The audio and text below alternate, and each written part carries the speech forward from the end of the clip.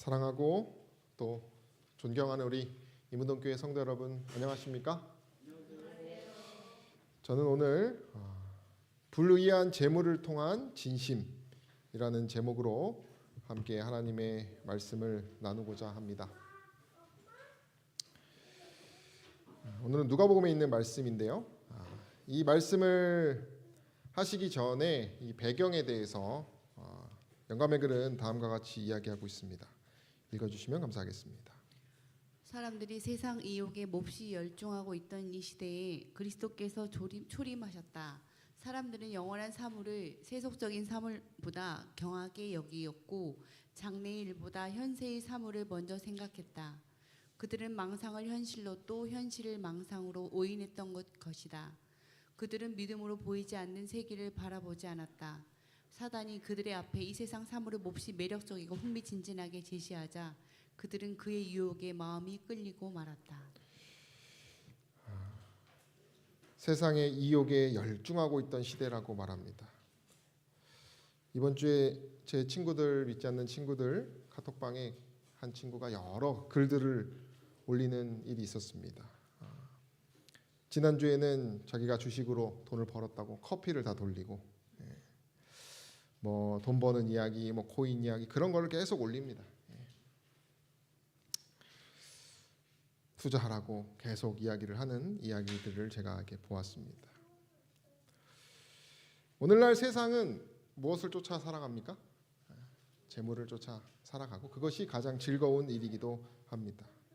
이제는 정치 역시도 자신의 자산에 도움이 되는 쪽으로 많은 사람들이 선택하고 제 친구의 이야기가 세상에서는 죄스러운 것이 아니라 아주 세련되고 능력 있는 어떤 한 사람 그 가치관일 것입니다.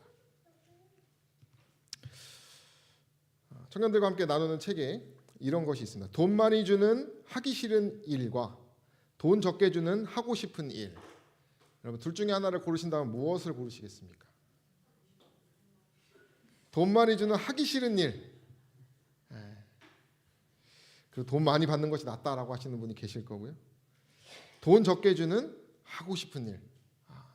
나는 내 워라밸을 좀 챙겨서 이번 주에 한 형님을 만났는데 3시에 퇴근한대요. 3시. 자기가 월급은 적게 받지만 뭐 그렇게 삶을 향유하면서 또 사는 모습을 보게 되었습니다. 우리의 어떤 행복의 또 삶의 그런 방향들이 이 돈이라고 하는 것으로 인하여 많이 좌지우지 되는 것이 오늘날 우리의 현실이고 여기에 피할 사람은 아무도 없습니다. 그죠? 누가 그러잖아요. 저는 돈하고 상관없이 산다. 제일 무서운 사람이라고 하지 않습니까? 당시에 수많은 사람들이 세상 사물을 몹시 매력적이고 흥미진진하게 제시하는 그 사단에 의하여 유혹에 넘어가고 있는 시대였다라고 말합니다.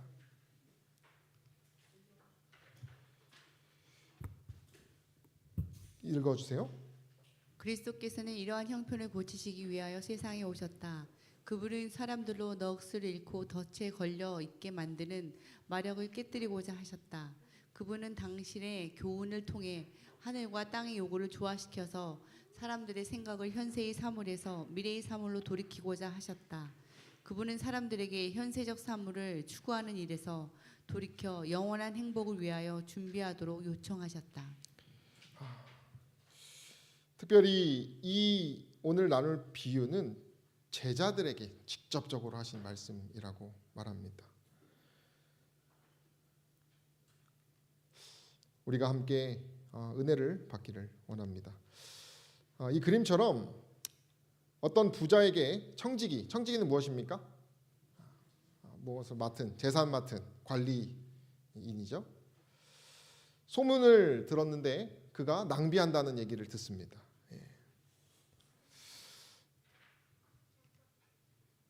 주인이 그래서 그를 불러서 내가 들은 소문이 어떻게 된 일이냐? 내 보던 일을 셈하라. 이 셈하라라고 하는 표현을 원어는 심판한다는 뜻입니다. 결국 심판을 받고 청지기 사물을 계속하지 못하리라. 이거 무엇을 말하는 것입니까? 너 해고야 라고 말하고 있는 장면입니다. 슬픈 운명을 가진 사내입니다. 그의 상태는 주인의 소유를 허비하는 한심한 그런 죄인인 것입니다. 그런 모습의 사람이 등장합니다. 영감의 글에 보면 이 부자는 자기의 모든 재산을 이 종에게 맡겼다. 그러나 이 종은 신실하지 못했다라고 분명히 우리에게 말해줍니다. 그래서 주인이 종에게 도둑 맞고 있다는 것을 확실히 알고 있는 상태에서 해고했다라고 말합니다. 영감의 글에 보면 이 청지기는 넋을 잃고 덫에 걸린 상태였다 이렇게 표현하기도 합니다.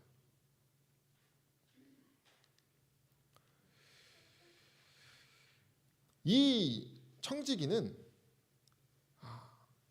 운명을 벗어날 수 없는 죄인의 모습을 우리에게 말해주고 있습니다.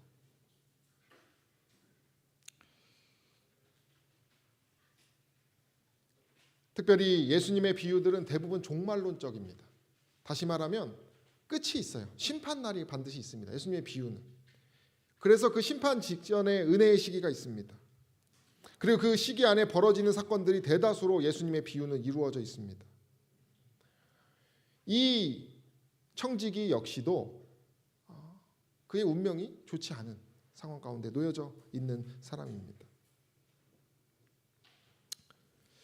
우리는 이 이사야의 말씀처럼 우리는 다 어떤 사람 같아서요? 부정한 자 같아서. 우리의 의는 다 더러운 옷 같아서.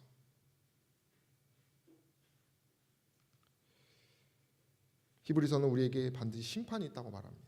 이 죄인이 결국 죄의 값을 치러야 되는 것처럼 우리 모두에게는 이 죄라고 하는 것으로부터의 심판을 받게 되는 것입니다.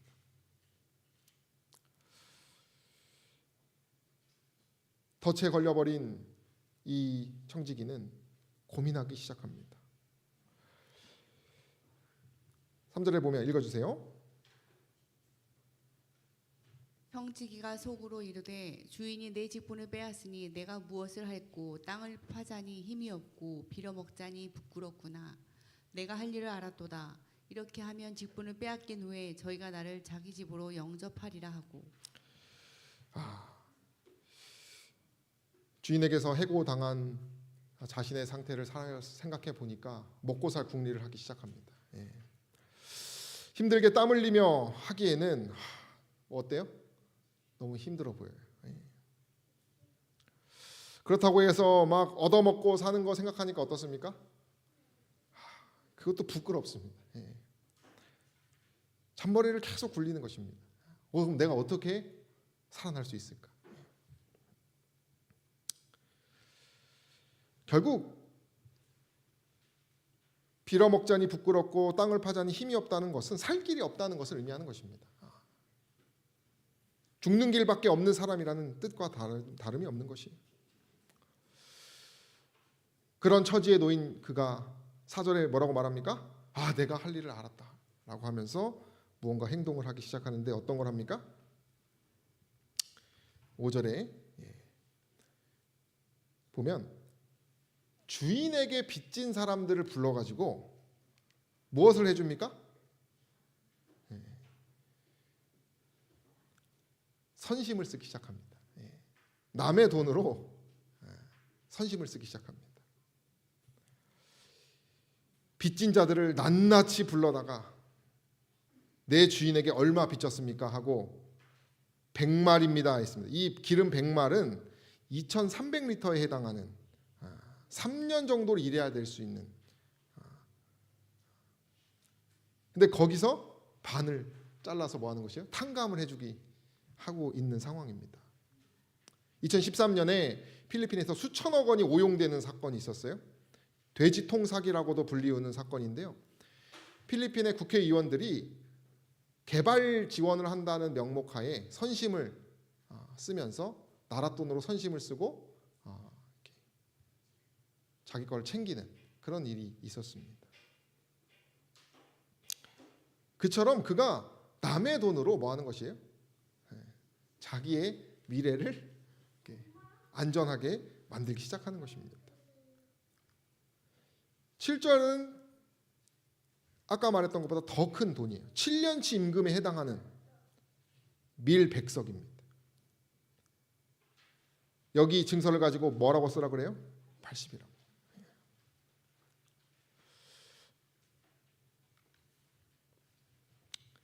읽어주시면 감사하겠습니다.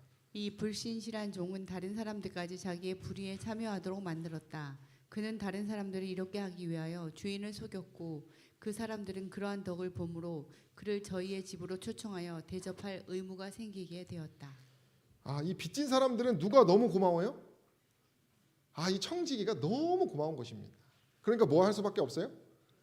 우리 집으로 좀 초청을 해서 아마 분명히 그런 말 했을 겁니다. 제가 이제 해고당하게 되었습니다. 뭐 이렇게 안 좋은 슬픈 소리를 했겠죠? 그럼 걱정하지 말라고 뭐 했을까요? 나한테 오면 도와주겠다. 막 이런 일을 하면서 그들에게 뭐 요즘 뭐 품앗이라고 하나요, 그죠? 이렇게 내가 이렇게 해줬으니 너도 해준다는 어떤 그런 개념처럼 그렇게 다 자신의 은퇴 이후의 모습을 만들어낸 것입니다. 신학성경의 이해라는 책, 우리 김기곤 교수님이 쓰신 책에 보면 이 비유에서 청지기는 부정직한 방법을 통해서라도 자신의 안위를 도모하려고 하는 전형적인 세속적인 사람이다. 청지기는 자기의 비위 사실이 드러나자 주인에게 해고당할 것을 염려하여 채무자들의 빚을 탕감해 주어서 해고당한 뒤에 자신의 무엇을 대비합니까? 장래를.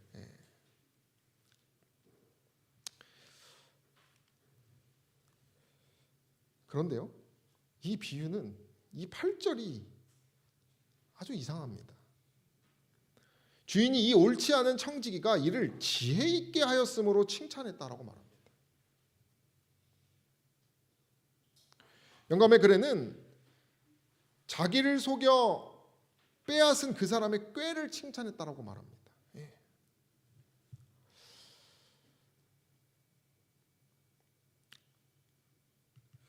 제가 그래서 이게 얼마나 큰 꾀이길래 이런 생각을 좀 하면서 자료를 찾다가 맨하탄 한인교회 한 자료에서 이 기민한 어떤 그 종의 그 꾀에 대해서 좀 이렇게 구체적으로 쓴 걸 좀 보았어요. 당시 이스라엘 율법이 형제끼리는 이자를 받는 것을 금지했다고 합니다. 그러니까 신명기에 나온 그 내 뜻이 있었기 때문에요, 법이. 그래서 부자들이 몰래 이자를 받기 위해서 청지기의 그 책임을 떠넘기고 처음부터 이자까지 포함해서 계약서를 이렇게 작성했다고 합니다. 그러니까 이제 이 청지기는 자신이 해고될 위기에 처하니까 이자까지 포함된 계약서를 정직하게 뭐 한 것이에요? 수정하고 환대를 얻고 율법도 지키면서 주인도 좋은 사람이다 이렇게 칭찬받는 어떤 이런 자기 나름대로의 꾀를 많이 낸 것이에요.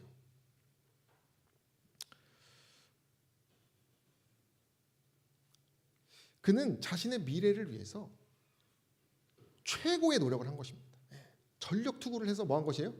어떻게 해서든 나도 살면서 주인도 너무 욕먹지 않으면서도 호의도 얻으면서 명예롭게 퇴진하는 것을 뭐 한 것이에요? 꿈꾸면서 잔머리 아주 왕이죠. 지금 잔머리 왕이에요. 그래서 그 칭찬에 그 기민한 그의 노력에 칭찬을 했다라고 얘기한다는 것입니다.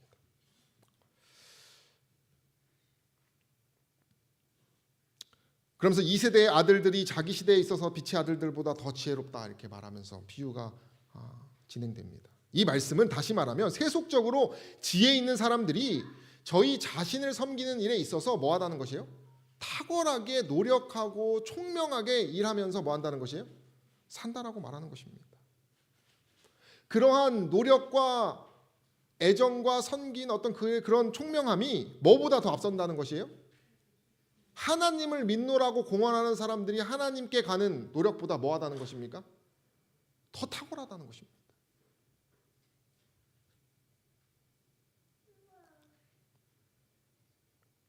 그 불의를 잘했다는 것이 아니라 요것이 포인트인 거예요. 그러면서 9절에 우리 함께 읽어볼까요? 내가 너희에게 시작. 내가 너희에게 말하노니 불의의 제물로 친구를 사귀라. 그리하면 없어질 때에 저희가 영원한 처소로 너희를 영접하리라.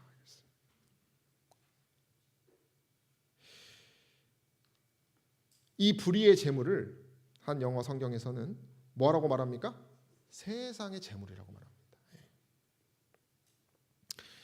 예수님께서 칭찬하신 것을 잘 보면 그의 행동이 아니라 장래를 대비하는 그의 목적을 칭찬하고 그것을 주목하고 있는 것입니다. 부정직함이나 약삭 빠른 것을 하는 예수님께서도 좋아하고 칭찬한다는 것이 아니라 단지 장래를 대비하는 그의 현명함을 주목하라고 말하는 것입니다. 세속적인 사람들도 지혜롭게 뭘 준비한다는 것입니까? 자신의 퇴진과 말년과 자신의 인생 끝을 준비한다는 것입니다.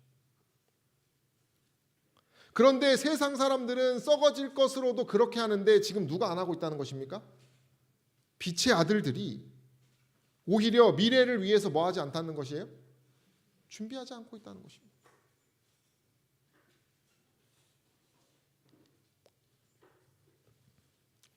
삼육대생들을 위해서 책이 있어요.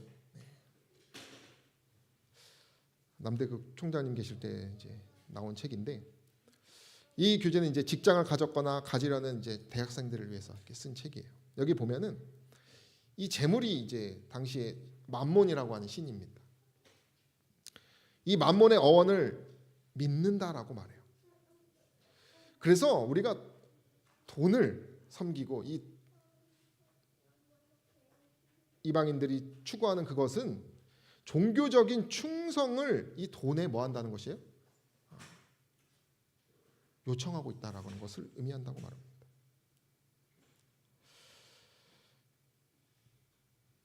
한 세상은 돈이 종교고 믿는 사람들은 누가 종교예요? 하나님이 종교인데 지금 누구의 종교가 종교에 대한 특심이 더 좋다는 것이에요? 세상 사람들의 열심.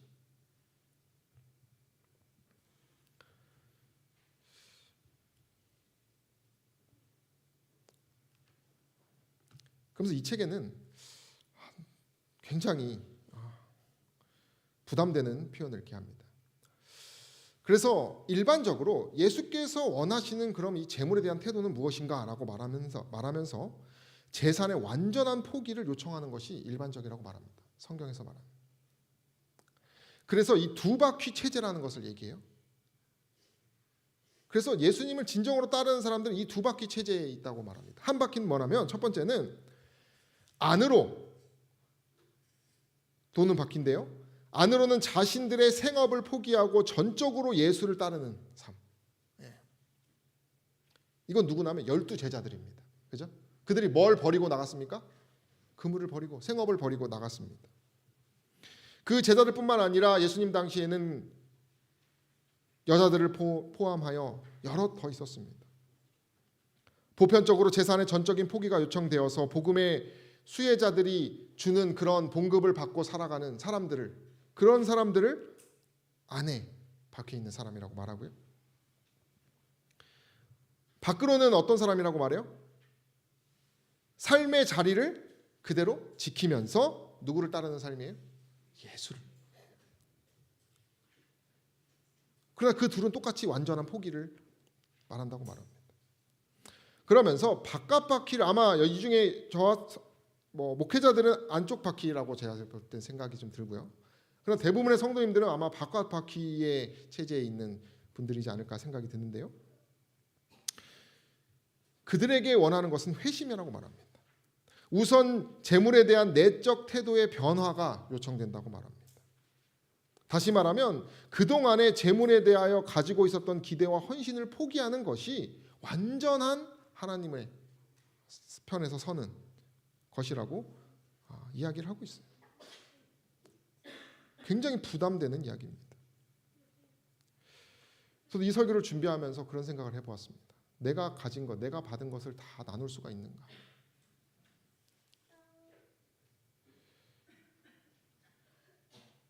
이게 대답이 안 나옵니다.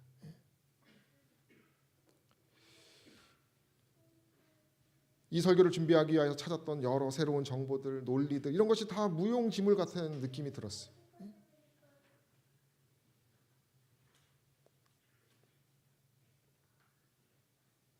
그러나 성경은 그것을 원한다는 것입니다.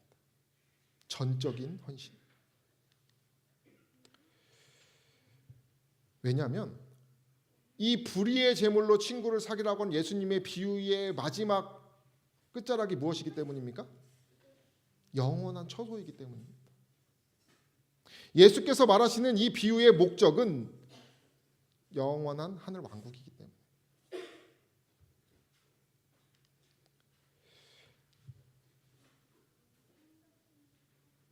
이 책에 다시 보면 성경은 이 세상 자체를 불의한 것으로 보고 있다고 이렇게 말합니다.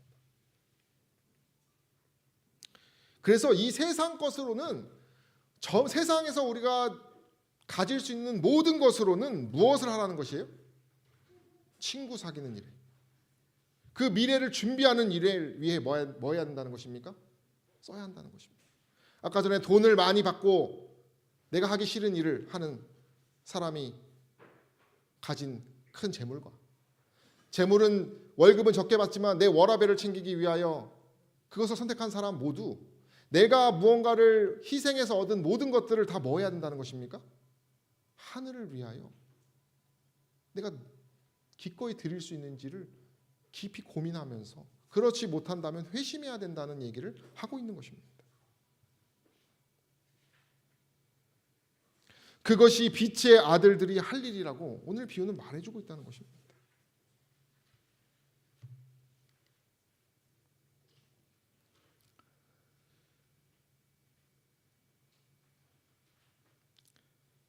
세상 재물을 쌓는 일에 평생을 바친 자들은 바로 불의한 청지기가 이 땅에서의 삶을 위하여 행한 것 이상으로 저희의 영원한 행복을 위하여 준비하는 일에 지혜가 부족했고 생각이 모자랐고 관심이 없었던 것을 나타내게 된다 이렇게 말합니다.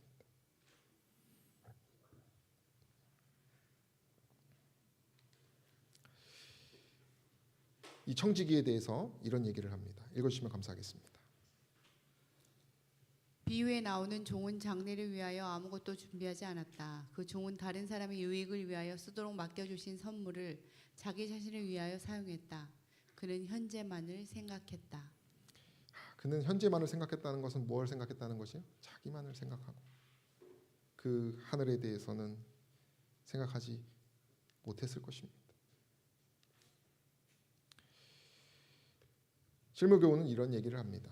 부자가 재물을 가졌기 때문에 정죄받는 것이 아니라 뭐 할 때 정죄를 받습니까? 이기적으로 사용할 때. 예수님께서는 금욕주의자가 아닙니다. 그것을 가르치시지도 않았습니다. 예수는 항상 부자들의 초청에 기꺼이 응하셨습니다.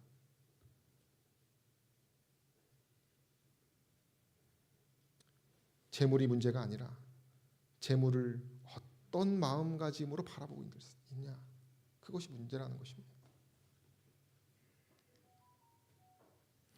그러면서 실물교훈은 이런 얘기를 합니다. 바리새인들도 하나님을 믿는다고 공언하던 그 사람들도 이와 같은 처지에 있었다는 것입니다. 청지기처럼 해고를 앞둔 사람 마냥 청지기 직분을 잃어버린 처지에 있는 자들이 믿는다고 공언했던 자들이라고 오늘 비유는 얘기해주고 있다는 것입니다. 그래서 이 책에는 탄식을 합니다. 읽어주시면 감사하겠습니다. 슬프게도 하나님의 선물을 자기 자신만을 위해 사용하는 자들이 얼마나 많은가. 집에 집을 더하고 토지에 토지를 더하는 자들이 얼마나 많은가. 오락을 위하여 식욕을 만족시키기 위하여 집과 가구와 의복을 사치스럽게 꾸미기 위하여 돈을 낭비하는 사람이 얼마나 많은가. 자, 여러분들이 오늘 이 시간 회심하시게 되기를 간절히 소망합니다. 예전 96년도 연합회 청지기 교재 옛날 책들이 되게 좋아요. 왜냐하면 설명이 아주 구체적으로 쓰여 있습니다. 요즘 책은 그게 설명을 구체적으로 안 씁니다. 잘 실수할까 봐 그러는지. 그래서 뭐 교리책 이런 거 설명한 것도 보면 옛날 책들이 구구절절 잘 설명돼 있어요. 물론 그 내용이 좀 틀릴 수는 있지만 여기 보면 우리의 주인은 하나님이라고 말합니다. 그러면서 맡겨주신 것이 무엇이냐라고 했을 때 여기서는 뭐라고 말합니까? 일생이라고. 일생이 무엇입니까? 우리 모든 삶을 말하는 것입니다. 일생은 생명, 시간, 재능, 재물 4요소로 구성되어 있습니다. 전도서는 하나님이 주신 일평생이라고 말합니다. 정리하면 무엇이에요? 지상에서의 우리의 짧은 일생이 불의의 재물이라는 것이에요. 이것으로 뭘 사기라는 것이에요? 친구를 사기라는 것이에요.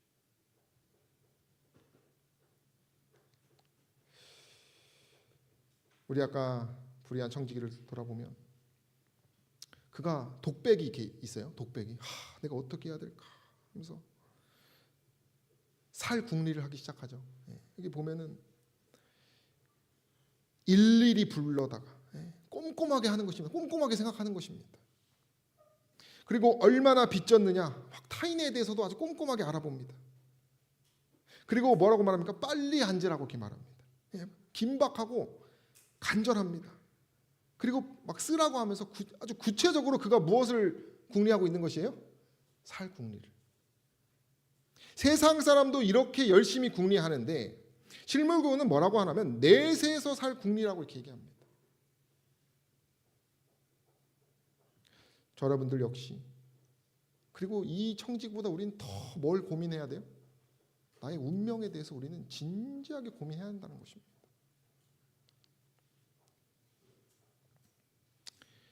불의의 제물로 친구를 사귀라 그랬어요. 그 친구가 영원한 초소로 우리를 영접한다고 말합니다. 그럼 구체적으로 이것이 무엇인지 우리가 좀 살펴보겠습니다. 살 궁리를 우리가 해보겠습니다. 사귀어야 할 친구, 영접해주는 친구는 무엇인가? 낙원 주민의 거주권학 그 책에 보면 이 친구는 누구일까? 술 친구일까? 노름 친구일까? 마약 친구일까? 남자 친구일까? 여자 친구일까? 사업상의 동업자 친구일까? 이런 친구들이 우리들보다 먼저 천국에 있다가 우리가 죽으면 야 땡땡아 너 전에 나에게 술 많이 사주었으니 이리 오너라 하고 천국으로 영접해 줄 것이라고 생각하십니까? 아니죠. 친구는 아무나 막 사귀면 안 되는 것이다 라고 말하면서 뭐라고 말해요? 사귀어야 할 친구는 누구라고 말합니까? 우리를 이 세상에서 천국으로 데려갈 수 있는 친구라 한다는 것입니다.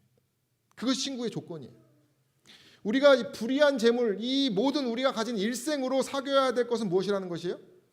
찾아야 될 것은 친구라는 것입니다.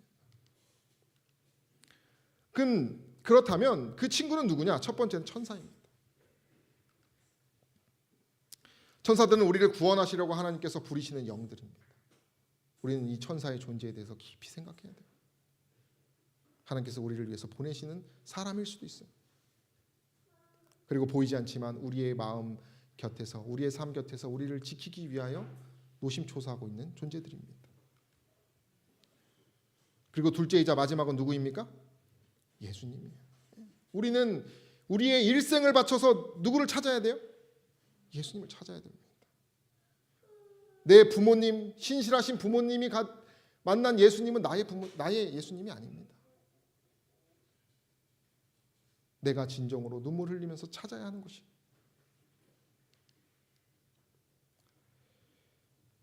우리를 이 세상에서 천국으로 데려갈 수 있는 유일한 친구가 예수님이시다. 예수님은 말씀하셨다. 내가 곧 길이요 진리요 생명이니 나로 말미암지 않고는 아버지께로 올 자가 없다 그랬어요. 우리의 사귐은 누구와 함께 해요? 아버지와 그 아들 예수 그리스도와 함께. 저도 목회하는 목적이 이것이에요. 우리 청년들과 지지고 볶으면서 제가 최선을 다하며 제가 할 수 있는 모든 것을 줄 수 있는 이유는 이 예수님을 우리 청년들이 느끼게 하기 위하여 제가 목회하는 것입니다.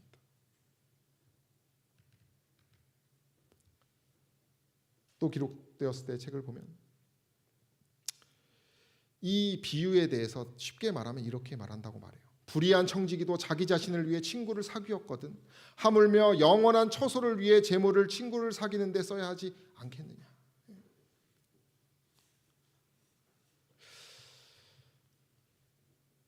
그럼 우리가 여러분 우리의 일생을 어떻게 해야 우리를 하늘로 데려가는 친구가 우리의 친구가 될 수 있을까? 어떻게 사귈 수 있을까? 세 가지인데요. 첫 번째는 우리 함께 읽겠습니다. 언제나 시작. 언제나 어디서나 그리스도를 바라보기. 하나님의 보내신 자를 믿는 것. 여러분 오늘 목사님께서 보내주신 조그만한 그 글귀 읽으셨습니까? 우리의 도덕성을 회복하기 위해서 뭐 하라고 말합니까? 하나님 앞에 우리의 죄를 고백하고 나아가라고 말합니다. 여러분 믿을 수 있는 사람은 어떤 사람입니까? 내가 믿을 수 있는 사람. 내 치부를 알려줄 수 있는 사람이 믿을 수 있는 사람이에요. 전 그렇게 믿습니다. 그래서 저의 가장 가까운 친구는 저의 치부를 다 아는 친구예요. 다 알지만 뭐 해주는 친구예요? 과거를 묻지 않고 저의 좋은 모습을 보고 제 편에 서서 제 곁에 있는 것이 믿을 수 있는 친구입니다. 한 목사님의 책에 보면 그 목사님의 참 좋아하는 존경하는 한 선배님 목사님이 해준 말을 그분이 기억하고 있었습니다. 그 선배 목사님의 아버님이 선친께서 훌륭한 목사가 되려면 두 가지만 기억하라고 말했다고 합니다. 첫 번째는 감사합니다라는 말을 잘하는 것. 또 하나는 잘못했습니다 라고 하는 말을 잘하는 것이라고 말을 해줬다고 합니다. 그래서 이 목사님의 선배가 그 말을 항상 유념하여서 목회를 할 때마다 뭐 했어요? 감사합니다와 잘못했습니다를 많이 하고 살았다고 합니다. 그런데 목회를 하다 보니 뭐가 어렵습니까? 잘못했습니다가 어렵습니까? 감사합니다가 어렵습니까? 목회를 하면 할수록 뭐가 어려운 것이에요? 잘못했다고 하는 것이 어려운 것입니다.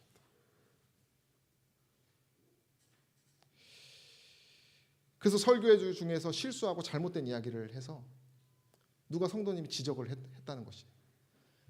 그래서 이제 공개적으로 뭐 해야 됩니까? 잘못했다는 얘기를 인정해야 되는데 뭐 할 수가 없어요? 뭐 하기가 싫어요? 그리고 고지고대로 인정하기가 싫은 것입니다. 왜 그렇습니까? 어떻게 다른 각도로 보면 뭐예요? 잘못한 일이 또 아닌 것처럼 보이기도 하고 그냥 모른 채 하고 얼렁뚱땅 넘어가 버릴까 별 생각을 다 하다가 안 되겠다 결심이 들고 성도님들 앞에서 제가 큰 실수를 했다, 제가 잘못했다, 엉터리였다라고 말했다고 합니다. 여러분 성도님들의 그 말을 들은 반응 어땠을까요? 아, 우리 목사님 실력이 없구만. 그럴까요? 예? 아, 어떻게 영적인 사람이 저래. 그럴까요? 아니죠. 우리 목사님은 어떤 분이라고 말하는 것이에요? 정직한 사람이죠. 여러분 우리가 하나님을 믿는다는 건 무엇입니까? 전 똑같다고 생각합니다. 두 가지를 잘해야 돼요. 하나님한테. 첫 번째 뭘 잘해야 됩니까? 감사합니다를 잘해야 돼요. 그것이 그냥 형식적으로 하는 것이 아니라 진짜 내 힘은 하나도 없는데 하나님 도와주셔서 감사합니다 해야 되는 것입니다. 또 하나 무엇을 해야 됩니까? 잘못했다고 그러는 것이. 스스로 진정으로 제 탓입니다라고 예수님께는 말할 수 있는 사람이어야 된다는 것이죠.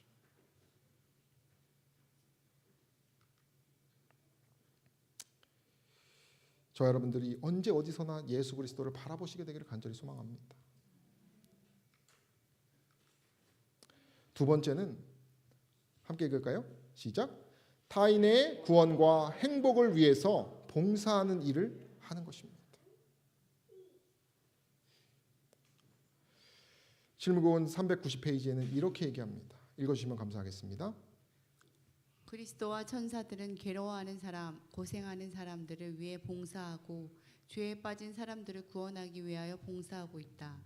그대가 이 일을 위하여 그대 자신을 하나님께 바치고 사용하면 영원한 집에 사는 천사들은 그대에게 낯선 이가 되지 않을 것이다.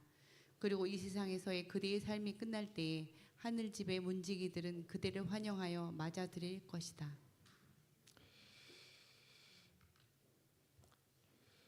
어느 부자 노인이 있었습니다. 젊어서부터 열심히 일해서 많은 돈을 모았습니다. 그에게는 장성한 자녀들이 있었지만 자녀들에게는 한 푼의 재산도 물려주지 않은 채 홀로 외로이 살아가고 있었다고 해요.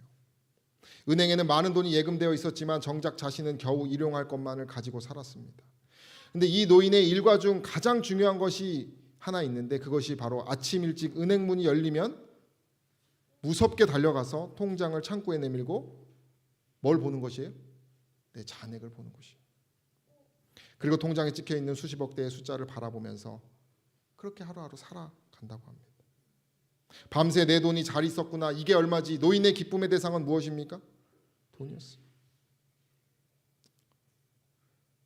그러나 그는 뭘 막을 수 없습니까? 자신의 삶이 점점 초라해지는 것을 막을 수가 없어요.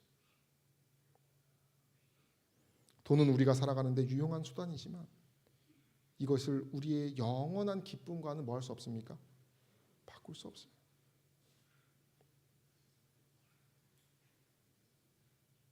우리가 그 불의한 재물로 타인의 구원과 행복을 위해서 봉사하시게 되기를 간절히 소망합니다. 마지막으로는 함께 읽겠습니다. 전도 사명을 위해 일하는 것입니다.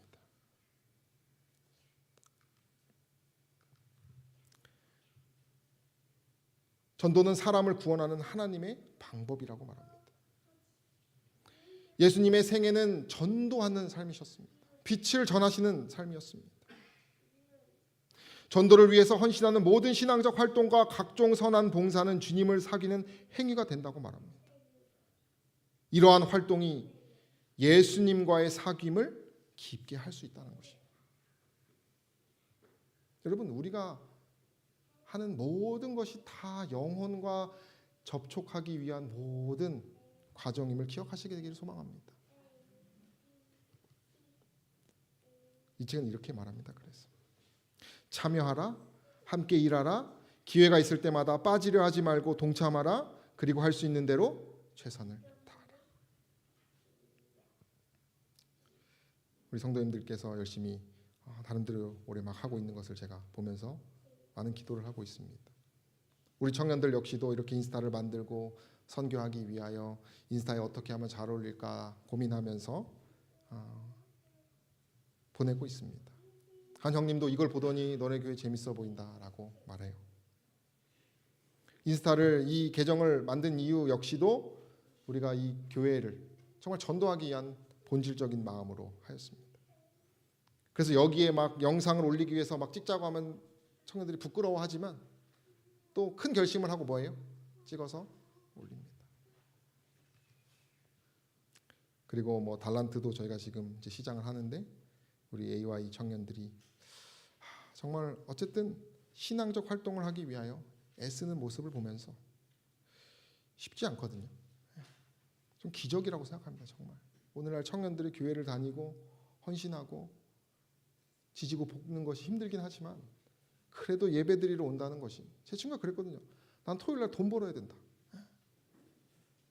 좋긴 좋은데 나는 갈 수가 없다. 그러나 헌신하고 희생하는, 아마 이걸 선배 되시는 우리 성도님들의 삶을 그들이 보았기 때문에 큰 축복이라고 생각합니다. 우리가 우리의 일생을 친구를 사귀는데 모든 것을 전력 투구하시게 되기를 간절히 소망합니다. 예수님께서요, 이 비유를 하실 때 바리새인들에게도 말했다 그랬어요. 그럼 무슨 말입니까? 모두에게 다 말했다는 것입니다. 당신의 말씀의 능력을 깨닫게 되리라는 희망을 버리지 않으셨다 그랬어요.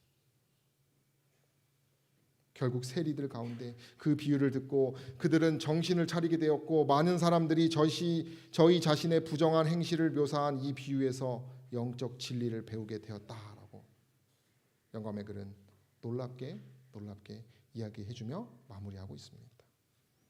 사랑하는 성도 여러분, 우리가 이 말씀처럼 진정으로 사시게 되기를 간절히 소망합니다. 우리 함께 읽고 마치도록 하겠습니다. 내가 너희에게, 시작. 내가 너희에게 말하노니 불의의 제물로 친구를 사귀라. 그리하면 없어질 때에 저희가 영원한 처소로 너희를 영접하리라. 아멘. 말씀을 마치겠습니다.